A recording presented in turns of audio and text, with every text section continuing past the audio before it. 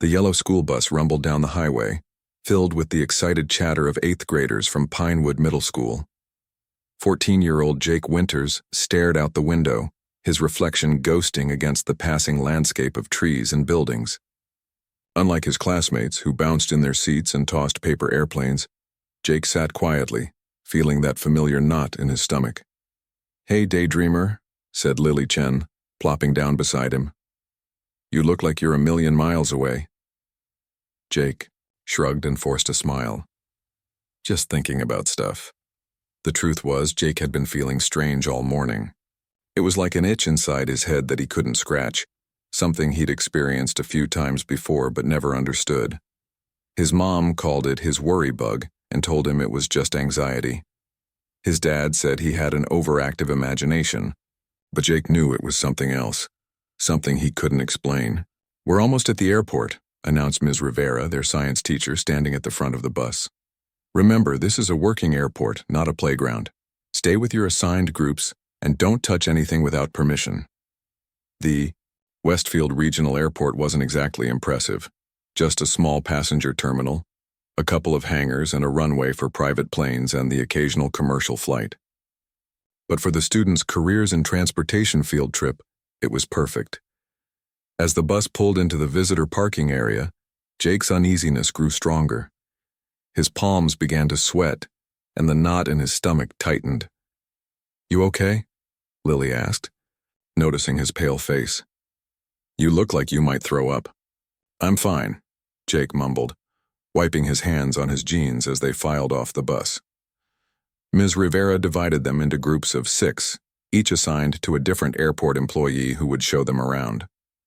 Jake ended up with Lily, his best friend Tyler, Wong, and 3 other classmates he didn't know well. Their guide was a gray-haired man named Bob who worked in air traffic control. "The tower's the best part," Bob was saying as he led them through the main terminal. "You can see everything from up there.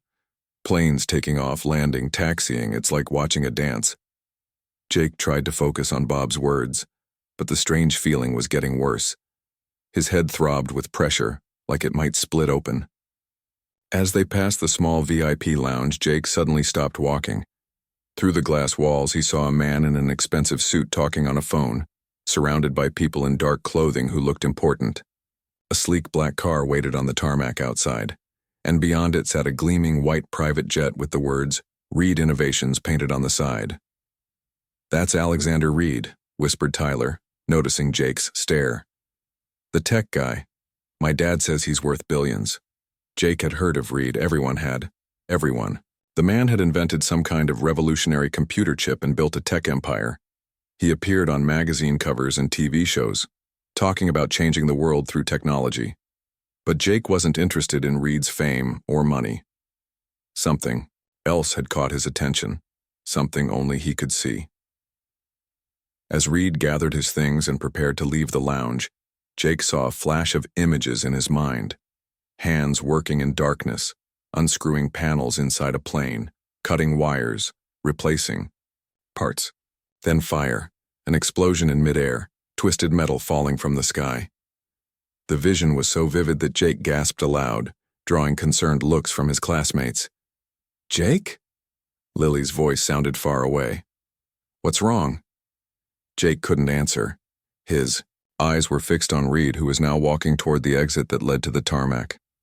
Without thinking, Jake broke away from his group and ran toward the VIP area. "Hey, kid," Bob called after him. "You can't go in there."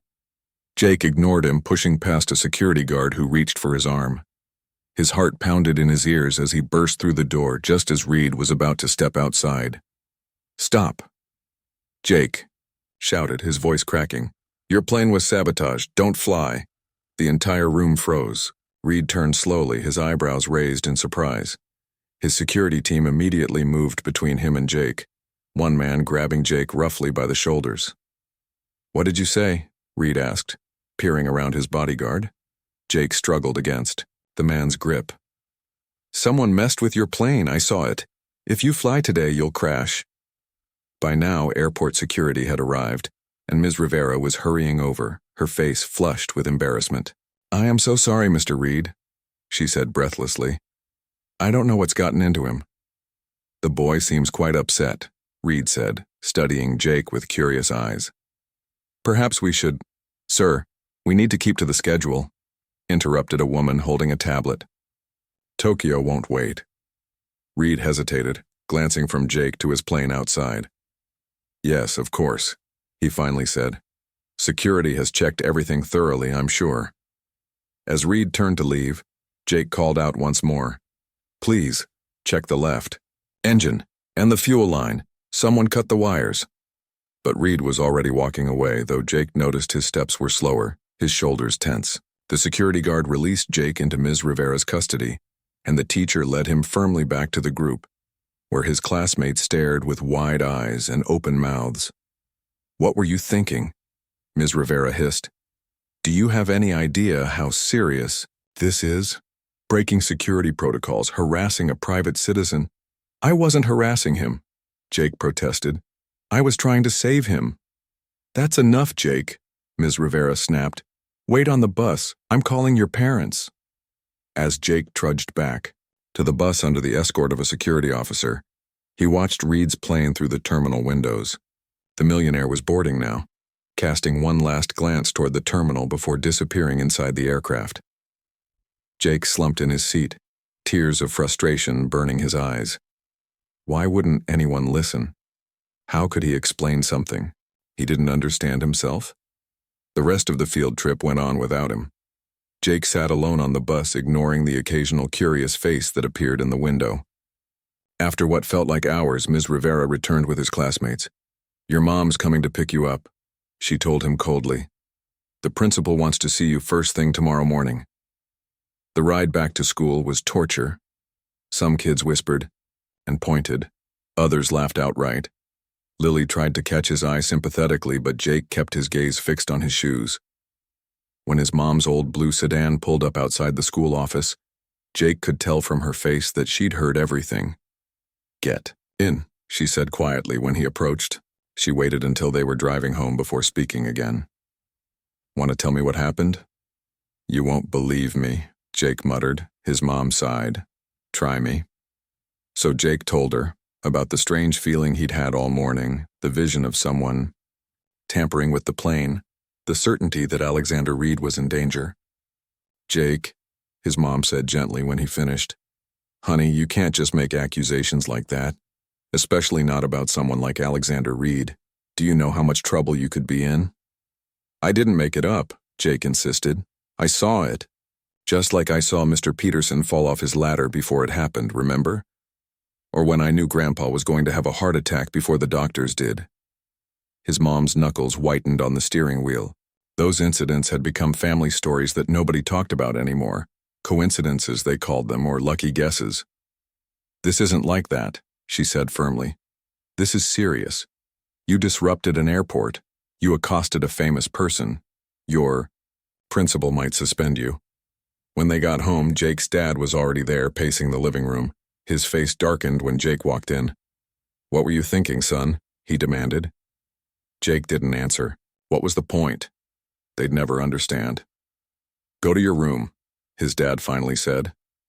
No phone, no computer. We'll discuss this more after dinner. In his room, Jake sat on the edge of his bed and stared out the window at the darkening sky. Somewhere up there, Alexander Reed's plane might be flying, carrying him toward disaster. Or maybe Reed had listened, just a little bit, and had someone check the plane again. Maybe Jake's warning would save him, or maybe Jake was just a weird kid with an overactive imagination like everyone said. He picked up the model airplane from his desk, a gift from his uncle last Christmas. As he turned it over in his hands, he couldn't shake the images from his vision. The cut wires, the tampered engine, the explosion. Jake set the plane down and lay back on his bed, arms crossed behind his head. Whatever happened now was out of his hands. But deep down he knew what he'd seen was real, and he knew that tomorrow, one way or another, everyone else would know it too. Jake barely slept that night. He tossed and turned, his mind replaying the scene at the airport. The security guards grabbing him, Ms. Rivera's angry face, his classmates staring like he'd grown a second head. Worst of all, he kept seeing Alexander Reed walking onto his plane ignoring Jake's warning. When his alarm went off at 6:30 a.m., Jake was already awake, staring at the ceiling. The house was quiet as he shuffled to the bathroom and splashed cold water on his face. In the mirror, dark circles shadowed his eyes, making him look older than 14. Downstairs, his mom stood at the kitchen counter, stirring a cup of coffee. She looked up when Jake entered but didn't smile. "Morning," he mumbled, sliding onto a stool. "There's cereal in the pantry," she replied, her voice lacking its usual warmth. Dad already left for work. Jake wasn't hungry, but he poured himself a bowl anyway, pushing the flakes around with his spoon. The silence between them stretched uncomfortably. "Your meeting with Principal Harlow is at 8:15, his mom finally said. "I called in late to work so I could take you." Jake nodded, his stomach tightening. Principal Harlow was known for his strict discipline. Getting called to his office was serious business. His mom switched on the small TV that sat on the kitchen counter, a morning habit she never broke. The local news was just starting, the anchor's voice filling the kitchen with talk of weather and traffic. "And in business news," the anchor continued, "tech billionaire Alexander Reed has postponed his trip to Tokyo following what his company is calling routine maintenance issues with his private aircraft." Jake's head snapped up, his spoon clattering against the bowl. On screen, a photo of Alexander Reed appeared next to footage of his white private jet. Reed was scheduled to unveil a new semiconductor technology at the Global Tech Summit, the anchor explained. But according to a statement from Reed Innovations, the CEO's flight was delayed after technicians discovered a mechanical issue during pre-flight checks. The company has not specified the nature of the problem, but assures shareholders that Reed will attend the summit virtually until travel arrangements can be made. Jake's mom slowly turned from the TV to stare at her son, her coffee cup frozen, halfway to her lips. "Jake," she whispered. "They found it," Jake said, his voice barely audible. "They actually found it."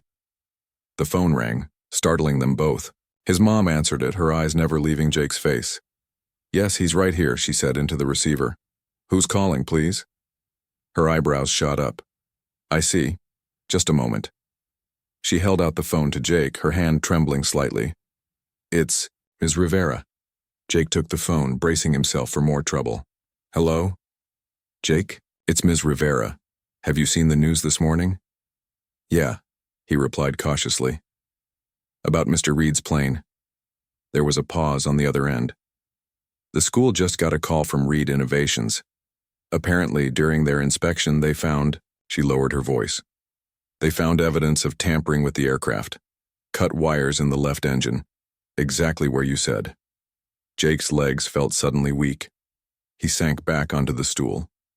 "They want to know how you knew," Ms. Rivera continued. "The police might have questions too. This is serious, Jake." "I didn't do anything wrong," he said quickly. "I know that now." Ms. Rivera's voice softened. "But Jake, how did you know? You couldn't have seen anything from where we were standing." Jake gripped the phone tighter. "I just saw it. In my head." Another long pause. "Well, whatever happened, I owe you an apology. We all do. Your meeting with Principal Harlow has been canceled. Instead, there will be some people from Reed Innovations coming to talk to you." She hesitated. "And Jake, maybe don't talk to any reporters if they call. Your parents might want to get advice first." After hanging up, Jake told his mom everything Ms. Rivera had said. She sat down heavily at the kitchen table, her face pale. "This is unbelievable," she murmured. "Absolutely unbelievable." Jake's phone buzzed with an incoming text, then another, and another. "What's happening?" his mom asked. Jake checked his phone and found dozens of messages from classmates. The first was from Lily. "OMG, Jake. You're all over social media. Someone posted about what happened at the airport yesterday, and now the news is reporting Reed's plane really was sabotaged. How did, you know?" Similar messages poured in from other classmates, some from kids who had barely spoken to him before. Jake turned off his phone and set it on the table. "I think I should stay home today," he said quietly. His mom nodded, still looking stunned. "I think that's a good idea." By mid-morning, Their quiet house had become the center of unwanted attention. A local news van parked across the street, and a reporter knocked on their door twice before Jake's mom told them firmly to leave. The phone rang constantly until they stopped answering. Jake's dad came home early from work, his face grim as he navigated past the reporter who tried to ask him questions from the sidewalk. "This is insane," he muttered as he closed the front door behind him. "My boss called me into his office because people are saying my son is some kind of psychic who saved Alexander Reed's life." He looked at Jake, who sat on the living room couch, knees pulled up to his chest. "Son, we need to talk about what's happening." Jake nodded miserably. "I know it sounds crazy." "It doesn't matter how it sounds," his dad interrupted, sitting beside him. "What matters is that somehow you knew something no one else did, and now a lot of powerful people are interested in you. We need to be careful." The doorbell rang again. Jake's dad stood up with an irritated sigh. "If it's another reporter," but when he opened the door, it wasn't a reporter. Two police officers stood on the porch, their faces serious. "Mr. Winters?"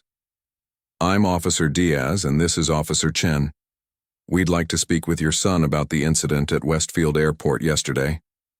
Jake's mom appeared from the kitchen, wiping her hands nervously on a dish towel. "Is that really necessary? He's just a child." "It's standard procedure, ma'am," Officer Chen explained. "We're investigating an attempted sabotage of a private aircraft. Your son may have information relevant to our case." "He doesn't know anything," Jake's dad protested. "He wasn't even near that plane." "Then we'd like to understand how he knew about the tampering," Officer Diaz said firmly. "It won't take long, and you're welcome to be present during the conversation." Jake's parents exchanged a worried glance before reluctantly inviting the officers in. In the living room, Jake sat between his parents on the couch while the officers took chairs across from them. Officer Chen had a small notebook open on her knee. "Jake," Officer Diaz began, "can you tell us exactly what happened yesterday at the airport?" Jake recounted the field trip, the strange feeling he'd had all morning, seeing Alexander Reed, and then the vision of someone tampering with the plane. "And you've never met Mr. Reed before?" Officer Chen asked, taking notes. "No, never," Jake replied. "Do you have any connection to Reed Innovations or its competitors?" Jake shook his head. "Have you ever been inside a private jet like Mr. Reed's?" "No." "Then how did you know specifically about the left engine and the fuel line?" Officer Diaz leaned forward, his eyes intense. Jake looked down at his hands. "I told you. I saw it in my head, like a movie playing." The officers exchanged skeptical glances. "Jake," Officer Chen said gently, "you understand that what you're describing isn't typical. It's difficult for us to accept that you simply saw this happening without any prior knowledge." "You think I did it," Jake realized, his voice rising. "You think I sabotaged the plane?" "We're not saying that," Officer Diaz said quickly. "But we need to explore all possibilities." Jake's dad stood up, his face flushed with anger. "This is ridiculous. He's 14 years old. How would he even get access to a private jet, let alone know how to sabotage it?" "Mr. Winters, please," Officer Chen began. "No, I think we're done here," Jake's dad cut her off. "If you have actual evidence that my son was involved, show it. Otherwise, I think you should leave. And if you want to talk to Jake again, you'll need to do it with our lawyer present." The officers left reluctantly, warning that they might return with more questions. As the door closed behind them, Jake felt a wave of exhaustion wash over him. "They think I'm lying," he said quietly. "Or worse." His mom sat beside him, putting an arm around his shoulders. "They're just doing their job, honey. They have to consider all possibilities." "But I didn't do anything wrong," Jake insisted. "I was trying to help." "We know that," his dad said, his anger fading to concern. "But this situation is complicated. People don't understand what happened, neither do we, honestly." Jake leaned against his mom, suddenly feeling very young and very tired. "What happens now?" His dad ran a hand through his hair, looking out the window at the news van still parked across the street. "I don't know, son, but whatever comes next, we'll face it together." None of them noticed the sleek black car that pulled up behind the news van, or the man in the expensive suit who stepped out and studied their house with interested eyes before making a phone call. The rest of the day crawled by in a blur of ringing phones and peeking through curtains at the reporters who occasionally approached their door. By evening, Jake felt like a prisoner in his own home. His parents spoke in hushed tones in the kitchen, stopping whenever he came near. The news channels kept showing the same footage of Alexander Reed's plane sitting on the tarmac, surrounded by police and what looked like FBI agents in dark suits. Jake's dad ordered pizza for dinner, since none of them felt like cooking. They ate in the living room with the TV turned off, the silence broken only by the occasional buzz of their phones as more messages came in from curious friends and relatives. "I think you should stay home again tomorrow," his mom said, picking at her slice. "Give things a chance to calm down." Jake nodded, though he doubted things would calm down anytime soon. How could they when he couldn't even explain what had happened? His dad's phone rang. He checked the caller ID and frowned before answering. "Hello?" "Yes, this is David Winters." He listened for a moment, his eyebrows rising. "I see. And who did? You say you work for again?" Another pause. "Yes, he's here, but I'm not sure that's appropriate right now. We've had reporters hounding us all day." Jake and his mom exchanged curious glances. "Credentials?" his dad was saying. "Can you prove that?" He listened again, then covered the phone with his hand. "It's someone from Reed Innovations. He says Alexander Reed wants to meet Jake tomorrow." Jake's mom's eyes widened. "The Alexander Reed? Why would he want to meet Jake?" His dad returned to the call. "I understand, but you have to see this from our perspective. My son is 14. After everything that's happened today, yes, email would be fine. We'll review it and call you back." He hung up, looking troubled. "What did they say?" Jake asked. "They want you to meet with Reed at his downtown office tomorrow afternoon.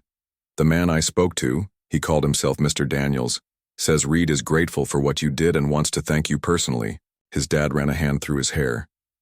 "He's sending over some kind of verification that he's legitimate and not just a reporter trying to get a story." "Should we go?" Jake's mom asked. "I don't know," his dad admitted. "It feels strange." Jake thought about Alexander Reed, the man whose life he might have saved. What would he want to talk about? Would he ask the same questions as the police, trying to figure out how Jake had known about the sabotage? "I think we should go," Jake said suddenly. "Maybe he knows something. Maybe he can help explain what happened to me." His parents looked uncertain, but before they could respond, his dad's email notification chimed. He checked his phone. "It's from Reed Innovations," he said, scrolling through the message. "There's a letter signed by Reed himself, contact information for verification and, they've attached Mr. Daniel's security clearance and company ID." "Seems pretty official," his mom said, peering over his shoulder. "Yeah," his dad agreed, still scrolling. "And they're offering to send a car for us." "A car?" Jake's mom repeated. "They say it's for security reasons, to avoid the press."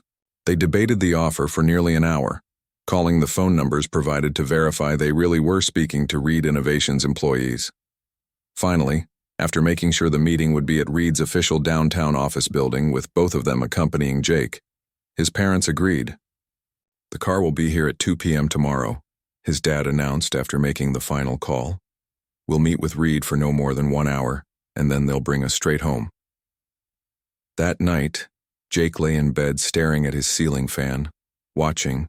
It turned lazy circles in the darkness. What did Alexander Reed want from him? Was he in trouble, or was Reed truly just grateful? He fell asleep still wondering, his dreams filled with planes falling from the sky and men in suits chasing him through endless airport terminals. The next day passed with excruciating slowness. Jake tried watching TV, but every channel seemed to be talking about the mysterious boy who had warned Reed about his plane. He tried reading, but couldn't focus. By noon, he was pacing his room, checking the time every few minutes. At 1:30, he changed into his nicest clothes, dark jeans and a button-up shirt his grandma had given him for Christmas, He combed his hair neatly and even dabbed on a tiny bit of his dad's aftershave, which made him sneeze. "Nervous?" his mom asked when he came downstairs. "A little," Jake admitted. That was an understatement. His stomach felt like it was hosting a gymnastics competition. His dad adjusted his tie in the hall mirror. "Remember, we can leave any time. If anything feels wrong or uncomfortable, just say the word." At exactly 2 p.m., a sleek black car with tinted windows pulled up in front of their house. Jake watched through the living room curtains as a tall man in a dark suit stepped out and approached their door. The doorbell rang, and his dad answered. The man outside introduced himself as Mr. Daniels, head of security for Alexander Reed. "It's a pleasure to meet you in person, Mr. Winters," he said, his voice deep but friendly. He turned to Jake with a slight nod. "And you must be Jake. Mr. Reed is looking forward to meeting you." Mr. Daniels led them to the car, opening the back door for them. Inside, the seats were soft black leather, and a small refrigerator held bottles of water and soda. "Feel free to help yourselves," Mr. Daniels said, sliding into the front passenger seat. "The drive downtown should take about 20 minutes. As they pulled away from the curb, Jake noticed 2 reporters scrambling for their cameras. He sank lower in his seat. "Those tinted windows work both ways," Mr. Daniels assured him, noticing his discomfort. "They can't see you." The drive was quiet, with Jake's parents occasionally asking Mr. Daniels polite questions about his work. Jake stared out the window, watching familiar neighborhoods give way to the taller buildings of downtown. Finally, the car pulled into an underground parking garage beneath a gleaming skyscraper with Reed Innovations displayed in sleek metal letters across its front. "We'll take the private elevator," Mr. Daniels explained, as he led them through a secure door that required both a key card and a fingerprint scan. The elevator was mirrored on all sides, making it seem much larger than it was. As they ascended, Jake caught his own nervous reflection, a skinny boy with anxious eyes flanked by his equally tense parents. "Mr. Reed's office is on the top floor," Mr. Daniels informed them. "He's cleared his schedule for this meeting." The elevator doors opened directly into a spacious reception area decorated in shades of blue and gray. A woman sat behind a curved desk, typing on a computer with 3 large monitors. She looked up as they entered. "Good afternoon, Mr. Daniels," she said with a professional smile. "Mr. Reed is expecting them." Mr. Daniels nodded and led them past the reception desk, down a short hallway lined with abstract artwork, and stopped before a set of double doors. He knocked once, then opened the doors. "Mr. Reed," he announced, "the Winters family is here." The office beyond was enormous, with floor-to-ceiling windows offering a breathtaking view of the city. In the center of the room was a large desk of polished wood, and behind it stood Alexander Reed himself. In person, Reed looked different from his TV appearances. He was taller than Jake expected, with streaks of gray at his temples that didn't show in photographs. He wore a simple navy suit with no tie, and his expression was serious but not unfriendly. "Mr. and Mrs. Winters," Reed said, stepping around, his desk to shake their hands. "Thank you for coming." He turned to Jake, his eyes curious. "And Jake, I've been very eager to meet you." Jake swallowed hard. "Nice to meet you too, sir." Reed gestured toward a seating area near the windows where comfortable-looking leather chairs were arranged around a low table. "Please sit down," he said. "Can I offer you anything? Coffee? Tea? Something cold?" Jake's parents politely declined, but Jake asked for water, his throat suddenly dry. Reed nodded to Mr. Daniels, who left the room briefly and returned with a glass of ice water. As Jake took a sip, Reed sat across from them, leaning forward with his elbows on his knees.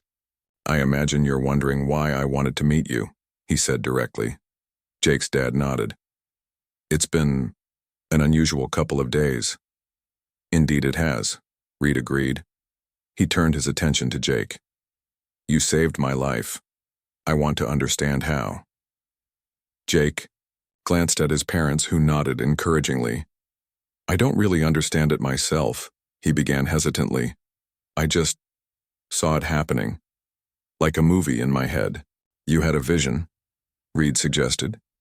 Jake nodded, relieved that Reed didn't seem skeptical. Yes. I saw someone opening panels in your plane, cutting wires, messing with the engine. Could you see who it was?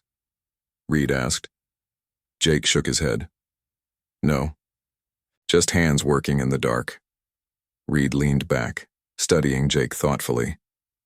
And this has happened before? These visions? Jake hesitated, then nodded again.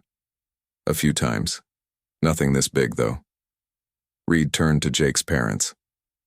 Your son has an extraordinary gift. We're not sure what it is, Jake's mom said cautiously. We've never really talked about it before. I understand, Reed said. It's not the kind of thing that's easy to discuss. He paused, seeming to consider his next words carefully. The reason I asked you here today is not just to thank Jake, though I am profoundly grateful. I wanted to tell you something that might help you make sense of what's happening. He stood and walked to his desk, opening a drawer. He returned with what looked like an old photograph, which he handed to Jake. In the faded image, a younger man stood beside what appeared to be an old factory building. He had Reed's eyes and the same angular jaw.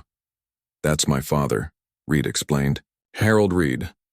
30 years ago, he saved 47 people by evacuating a factory minutes before a gas line exploded. No one could understand how he knew it would happen. There was no visible leak, no warning signs. He just knew. Jake looked up from the photograph, his heart racing. He had visions too? Reed nodded solemnly. Yes. And so did his father before him. It seems to run in certain family lines, though it often skips generations. It's rare, but not as unique as you might think. Jake's parents exchanged stunned glances. Are you saying? Jake's dad began. I'm saying your son isn't alone, Reed replied, and I might be able to help him understand what he's experiencing, if you'll let me. A heavy silence filled the spacious office as Jake and his parents tried to process Reed's words. Outside the floor-to-ceiling windows, clouds drifted past, casting moving shadows across the polished floor. You're saying there are others like me? Jake finally asked, his voice barely above a whisper. Reed nodded, taking the old photograph back and looking at it fondly before setting it on the coffee table between them. Not many, but yes. People who can sense danger before it happens. My foundation has been researching this phenomenon for nearly a decade. Your foundity. On? Jake's dad leaned forward, his expression a mix of curiosity and caution. What kind of research exactly? Reed smiled slightly. Nothing sinister, I assure you. The Reed Foundation for Cognitive Research studies exceptional mental abilities. We work with universities, medical centers, even government agencies occasionally. All above board, all ethical. Jake's mom reached over and took Jake's hand. And what does this have to do with Jake? He's just a boy who had some kind of premonition. A premonition that saved my life, Reed reminded her gently. Mrs. Winters, what your son experienced isn't random or meaningless. It's a rare cognitive ability that appears to be linked to specific brain activities. He turned to Jake. Have you noticed patterns in when these visions occur? Jake thought for a moment, remembering the handful of times he'd experienced something similar. They always involve someone getting hurt, or something bad happening. Exactly, Reed said, nodding as if Jake had confirmed something important. The ability seems to trigger specifically in response to impending danger, particularly life-threatening situations. It's like an early warning system. But why me? Jake asked. You said it runs in families, but nobody else in my family has this, whatever it is. Reed glanced at Jake's parents. Are you certain about that? Sometimes these abilities manifest subtly. A grandparent with lucky hunches. A cousin who's good at avoiding accidents? Jake's mom frowned thoughtfully. My grandmother used to say she could feel storms coming in her bones, long before the weather forecast. And my Uncle Bill always seemed to know when fishing boats were in trouble, even before the distress calls came in. We just called it good instincts. Possibly more than that, Reed suggested. The gift often presents differently across generations. Mr. Daniels, who had been standing quietly by the door, approached Reed and whispered something in his ear. Reed nodded. Jake, while we continue our conversation, Mr. Daniels has something he'd like to show your parents. Some information about our foundation that might help them understand what we do. Would that be all right? Jake looked to his parents questioningly. His dad seemed hesitant. We'd prefer to stay with Jake, he said firmly. Of course, Reed replied smoothly. I completely understand. The documents are in the conference room next door. You'd only be separated for a few minutes and the door would remain open. But if you're uncomfortable, we can have the files brought here. Jake's parents exchanged glances, having one of those silent conversations that parents somehow managed without words. It's okay, Jake told them. I'm fine talking with Mr. Reed for a few minutes. After another moment of hesitation, they agreed, following Mr. Daniels to the adjacent room, but not before Jake's dad gave Reed a look that clearly said, "We're trusting you." Once they were alone, Reed's formal demeanor relaxed slightly. He stood and walked to the window, looking out at the city below. I imagine you have questions, he said without turning around. Jake had dozens, but one pushed its way to the front. The sabotage. Who did it? And why? Reed turned, his expression grim. That's what the FBI is trying to determine, but I have my suspicions. He moved back to his seat, sitting closer to Jake this time. Have you heard of Horizon Technologies? Jake shook his head.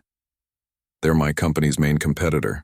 Their CEO, Thomas Walsh, has been trying to access our quantum encryption technology for years. Last month, I refused his offer to merge our companies. Reed's voice hardened. 3 days later, my head of security discovered evidence that someone had hacked into our network. You think he tried to kill you because you wouldn't merge with his company? Jake asked, shocked. Business can be ruthless, Reed said simply. But proving it will be difficult. Walsh is powerful, with friends in high places. Jake thought about this for a moment, trying to imagine being so greedy that you'd try to kill someone over business. It seemed impossible, yet here he was talking to a man who had nearly died because of corporate rivalry. What's going to happen now? He asked. To Walsh? If they find proof, he'll go to prison for a very long time. To me? Reed shrugged. I'll be more careful about my security. But what I'm more interested in is what happens to you, Jake. Jake shifted uncomfortably under Reed's intense gaze. What do you mean?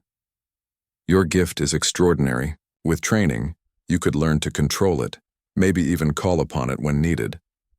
You can teach me to control it? Jake couldn't hide the excitement in his voice. The idea of understanding his strange visions, of not being caught off guard by them, was incredibly appealing. Reed nodded. My foundation has developed techniques that help people like you focus their abilities. Meditation, biofeedback, specific cognitive exercises. We've had remarkable success. So I could, decide when to have visions? Eventually, perhaps. At minimum, you could learn to recognize the signs before a vision occurs, prepare yourself for it, and possibly extend your awareness, see more details, retain more information. Jake tried to imagine what that would be like. Not being blindsided by overwhelming images, but instead welcoming them, understanding them. It sounded amazing. There's something else you should know, Reed continued, his tone becoming more serious. The incident with my plane wasn't made public in its entirety. The FBI asked us to withhold certain details. What details? Jake asked. The sabotage was sophisticated, professional grade, and there was a timing device set to trigger the failure when the plane reached cruising altitude over the ocean, where recovery would be nearly impossible. Reed's eyes locked with Jake's. Without your warning, I would have died. The investigators are certain of it. A chill ran through Jake as the weight of what he'd done, what he'd prevented, really sank in for the first time. The reason I'm telling you this, Reed continued, is so you understand the true value of your gift. It's not just some strange anomaly or psychological quirk. It's a profound ability that can save lives. Before Jake could respond, the door opened and his parents returned with Mr. Daniels. They looked thoughtful but no longer as tense as before. Mr. Reed was just telling me about his foundation, Jake explained, about how they help people who have abilities like mine. His mom sat down beside him, her expression careful. "We've been looking at some of their research papers and case studies. It's impressive work. We'd like to offer Jake the opportunity to work with our specialists," Reed said, addressing his parents directly. "Weekly sessions to help him understand and develop his ability. All expenses paid, of course, and always with your supervision and approval." Jake's dad frowned slightly. "And what do you get out of this arrangement, Mr. Reed?" It was a blunt question, but Reed didn't seem offended. "A fair question. Partially, it's gratitude. Your son saved my life and I want to help him in return. But I'd be lying if I said there wasn't a research component. What we learn from working with Jake could help others with similar gifts. And yes, there may eventually be practical applications, early warning systems for natural disasters, security, consulting, medical diagnostics, but those are distant possibilities." "And if we say no?" Jake's mom asked. "Then you say no," Reed replied simply. "Jake is a minor, and you're his parents. My offer comes with no obligations or strings attached." He reached into his jacket pocket and pulled out a business card, placing it on the table. "Take some time to think about it. Talk it over as a family. My private number is on the back. Call anytime." Jake stared at the card, his mind racing, with possibilities. Learning to control his visions, to understand them, it was more than he'd ever hoped for. "There's one more thing," Reed said, his tone changing slightly. "The police may have more questions about how you knew about the sabotage. Some of the investigators find your explanation difficult to accept." "You mean they don't believe me?" Jake said flatly. Reed nodded. "Unfortunately, yes. Abilities like yours aren't widely accepted in law enforcement circles. If you'd like, my legal team can help navigate those conversations." "Why would you do all this for us?" Jake's dad asked, still seemingly suspicious of Reed's generosity. Reed was quiet for a moment, looking again at the photograph of his father. 20 years ago, when my father started experiencing his premonitions, people thought he was crazy. Some even accused him of causing the accidents he predicted. He had no one to turn to, no one who understood what was happening to him. He looked up at Jake, his expression sincere. "I don't want Jake to go through that, not when I have the resources to help." For the first time since entering Reed's office, Jake felt a genuine connection to the billionaire sitting across from him. Not because of his wealth or power, but because he really understood what Jake was experiencing. "Can I think about it?" Jake asked. Reed smiled. "Of course. Take all the time you need." He stood, indicating their meeting was coming to an end. "Whatever you decide, Jake, remember this. What you have is a gift, not a burden. Don't let anyone convince you otherwise." As Mr. Daniels escorted them back to the elevator, Jake felt lighter somehow, as if a weight he hadn't even realized he was carrying had been lifted from his shoulders. For the first time since the incident at the airport, he wasn't afraid of what was happening to him. He was curious. 6 months had passed since Jake's life-changing meeting with Alexander Reed. The leaves that had been green during that first visit to Reed Tower were now turning, golden and red, drifting down to cover the sidewalks as Jake walked from the bus stop to the Reed Foundation's research center. He no longer needed his parents to accompany him on these weekly visits. After the first month of careful observation, they'd grown comfortable with the Foundation's staff and the work they were doing with Jake. Now he made the journey alone each Saturday morning, his backpack filled with the journal he used to record his experiences and the exercises he practiced daily. The center occupied the entire 5th floor of a medical building near the university.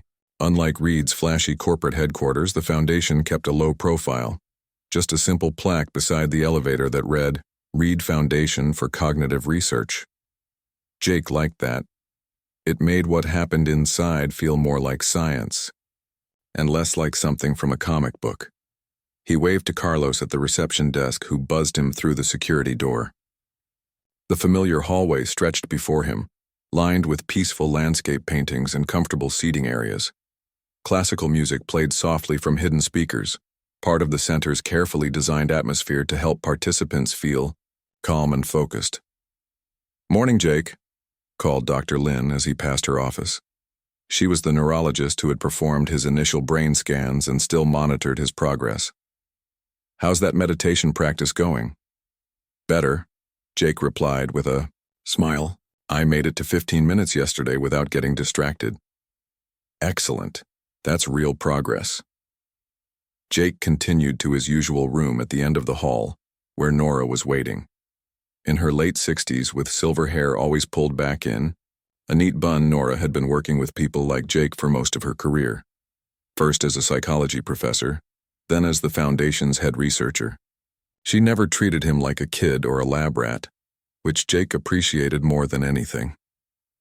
"Right on time," she said, checking her watch as he entered. "Ready to work?" Jake nodded, dropping his backpack and settling into the comfortable chair opposite hers. The room looked more like someone's living room than a laboratory, with soft lighting, plants in the corners, and no visible scientific equipment, though Jake knew cameras and sensors were built into the walls to monitor his brain activity during their sessions.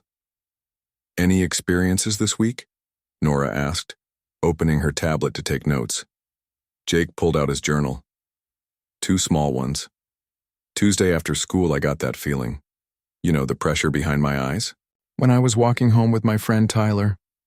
I stopped and focused like you taught me, and I saw Tyler's bike chain breaking. So I told him to walk his bike instead of riding it." "And did it break?" "Yeah, about a block later.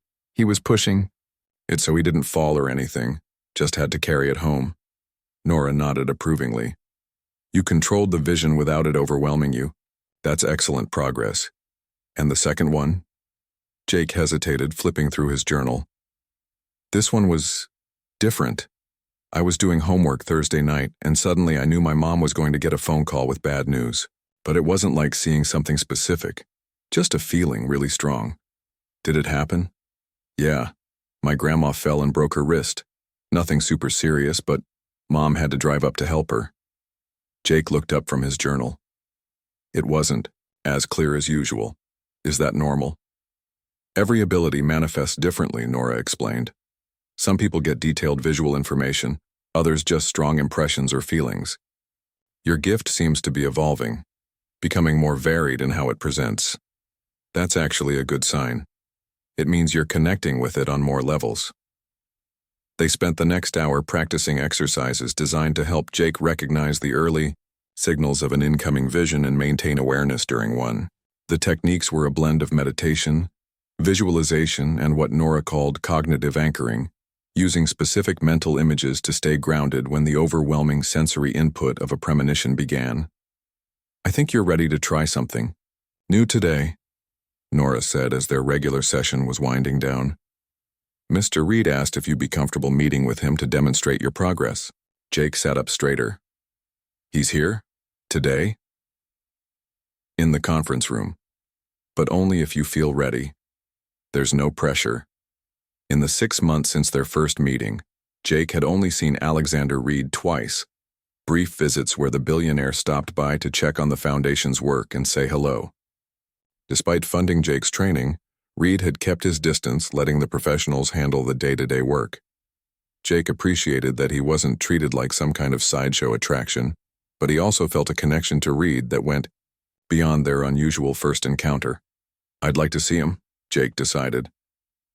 Nora led him to the conference room at the center of the facility. Inside, Reed sat at the head of a long table, reviewing documents on a slim laptop. He looked up when they entered, his face breaking into a genuine smile. "Jake," he said warmly, standing to greet them. "Nora tells me you've been making remarkable progress." "I think so," Jake replied, suddenly feeling shy despite his excitement. "The visions don't scare me anymore. I can sort of work with them now, instead of just having them happen to me." "That's exactly what we hoped for," Reed said, gesturing for Jake to sit. "I'm sorry I haven't been around more often.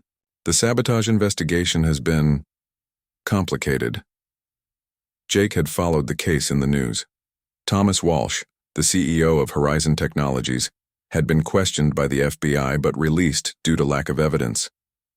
The actual saboteur, a former military contractor hired through layers of shell companies, had been arrested but refused to reveal who hired him. "Are you still in danger?" Jake asked. Reed's expression tightened slightly. "My security team thinks so. That's actually part of why I wanted to speak with you today." He glanced at Nora, who nodded encouragingly. "I'll be traveling to Singapore next week for an international technology conference. Given what happened last time..." Jake understood immediately. "You want to know if I sense any danger about your trip?" "Only if you're comfortable trying," Reed clarified. "Nora tells me you've been practicing focusing your awareness, but I don't want to pressure you." Jake considered this. He'd never tried to deliberately look for danger that wasn't already triggering his ability. His visions had always come spontaneously, but over the past months, he'd gotten better at tuning into the subtle signals that preceded them. "I can try," he said finally. "I just don't know if it works that way." Nora brought over a small wooden box from the cabinet. Inside was a smooth black stone attached to a simple cord, a focusing tool they'd been using in recent sessions, just like we've practiced, she instructed, placing the stone in Jake's hand. "Center yourself first, then open your awareness. Don't force anything." Jake closed his eyes, feeling the cool weight of the stone in his palm. He took slow, deep breaths, counting each one until his racing thoughts began to calm.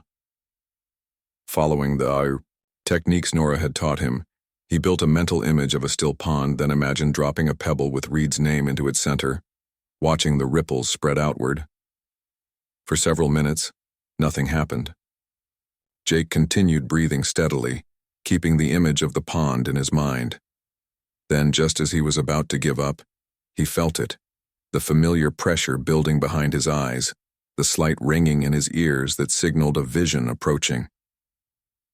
Images began flickering through his mind: a tall building with unusual architecture, a hotel room with the curtains drawn, a room full of people in formal attire. Nothing alarming, just glimpses of what he assumed was Reed's upcoming trip. Then the scene shifted. Jake saw a man in a hotel uniform pushing a room service cart down a hallway. The cart's contents seemed to blur and refocus, showing a large suitcase hidden beneath the white tablecloth. The vision zoomed in on the man's hands as he slipped a keycard into a door. There was a strange device attached to the underside of the cart. Jake's eyes snapped open, his heart pounding. "There's something wrong with the room service," he blurted out. Reed and Nora exchanged glances. "What did you see?" Nora asked gently. Jake described the vision as precisely as he could: the hotel hallway, the cart, the hidden suitcase, the device. "Did you see the man's face?" Reed asked, his voice tense. Jake shook his head. "No, just his hands in uniform. But there was a logo on his sleeve, a lion or tiger standing on its back legs, gold on dark blue." Reed's eyebrows shot up. "That's the Meridian Grand in Singapore. Their company symbol is a lion. It's where I'm scheduled to stay." A heavy silence fell over the room as they all absorbed the implications of what Jake had seen. "I'll have my security team change all arrangements immediately," Reed said finally. "Different hotel, different schedule, everything." "Do you think it's Walsh again?" Jake asked. Reed's expression hardened. "Almost certainly, but once again, proving it will be the challenge." Jake felt suddenly tired, the effort of the focused vision leaving him drained but also exhilarated. He'd done it, not just experienced a premonition, but deliberately sought one out. "You did remarkably well," Nora told him, clearly impressed. "That level of control usually takes years to develop." Reed was already on his phone, speaking quietly but intensely to someone about security protocols. When he finished the call, he turned back to Jake with a serious expression. "You've just saved my life." "Again?" Jake shrugged, embarrassed by the praise. "I'm just glad it worked." "More than worked," Reed corrected. "What you just did represents a quantum leap in your abilities." He looked thoughtful for a moment. "Jake, I have a proposal for you, but I'd want to discuss it with your parents as well. Would they be available to meet later today?" That evening, Jake sat with his parents in Reed's private office at the foundation. The last golden rays of sunset streamed through the windows as Reed explained his idea. A special program for Jake at the foundation, combining his regular schoolwork with advanced training. A chance to fully develop his abilities while helping others. We've identified 3 other young people with gifts similar to Jake's, Reed explained. All living with the burden of abilities they don't fully understand. With your permission, we'd like Jake to become part of our first youth program, not just as a participant, but eventually as a peer mentor. Jake's parents looked uncertain but not opposed. Over the months, they'd witnessed the positive changes in their son, his growing confidence, his sense of purpose, the way he'd embraced his once frightening gift. It would still be just the weekend sessions, right? His mom asked. Reed nodded. For now, yes. As Jake gets older, there might be opportunities for summer programs or specialized courses, but his normal education would always come first. What? Do you think, Jake? His dad asked. Jake thought about the past 6 months, the progress he'd made, the control he'd gained. He thought about the other kids out there experiencing what he had, feeling alone and confused by their abilities. I want to do it, he said firmly. Not just for me, but for the others too. Nobody should have to go through this alone. As the meeting concluded and they prepared to leave, Reed drew Jake aside for a moment. There's one more thing, he said quietly, handing Jake a small envelope. I'll be leaving for Singapore tomorrow, a different hotel, different arrangements thanks to your warning. But I'd still like you to be part of the team keeping an eye out for trouble. Jake opened the envelope to find a plane ticket and a passport. His passport, which had been gathering dust in his parents' filing cabinet since a family trip to Canada years ago. You want me to go with you? He asked, stunned. Reed smiled. Consider it a field test of your abilities. Your parents have already approved, assuming you're interested. My security team would ensure your safety at all times, and Nora would accompany you. The idea of traveling across the world, of using his gift in a real-world situation was both terrifying and thrilling. 6 months ago, Jake would have said no immediately. But now, when do we leave?